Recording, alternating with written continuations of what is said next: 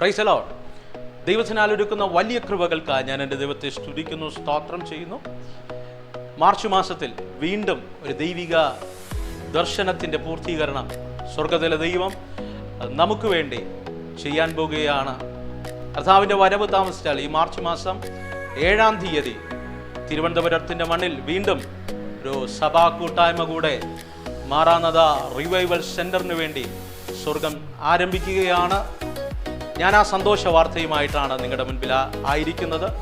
അതെ, തിരുവനന്തപുരത്തിൻ്റെ മണ്ണിൽ നെയ്യാഡാമിൽ ഡാം ടോപ്പിൽ അനുഗ്രഹിക്കപ്പെട്ട ഒരു ആലയം ഈ വരുന്ന മാർച്ച് മാസം 7-ാം തീയതി ശനിയാഴ്ച 3 മണിക്ക് അതിനെ ഇനാഗുറേറ്റ് ചെയ്യപ്പെടുന്നു. കർത്താവിലെ ശക്തന്മാരായ ശുശ്രൂഷകന്മാർ, ഈ കാലഘട്ടത്ത് ദൈവം ഉപയോഗിക്കുന്ന ശക്തന്മാരായ ശുശ്രൂഷകന്മാർ, സഭയെ ഇന്നലകളിൽ നിയന്ത്രിച്ച ലീഡ് ചെയ്ത അനേക ശക്തന്മാരായ അഭിഷിക്തന്മാർ നമ്മോടൊപ്പം ആ ശുശ്രൂഷയിൽ ഉണ്ടാകും. ഞാനും നിങ്ങളോടൊപ്പം ഉണ്ടായിരിക്കും.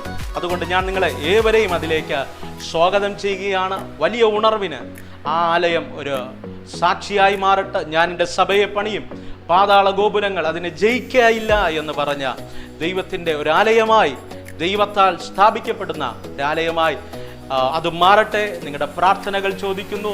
നിങ്ങൾ കടന്നു വരിക. നമുക്കൊരുമിച്ച് ദൈവരാജ്യത്തിൻ്റെ വ്യാപ്തിക്ക് വേണ്ടി അധ്വാനിക്കാം. God bless you. ഏവരെയും ഞാൻ ഒരിക്കൽ കൂടെ സ്വാഗതം ചെയ്യുന്നു.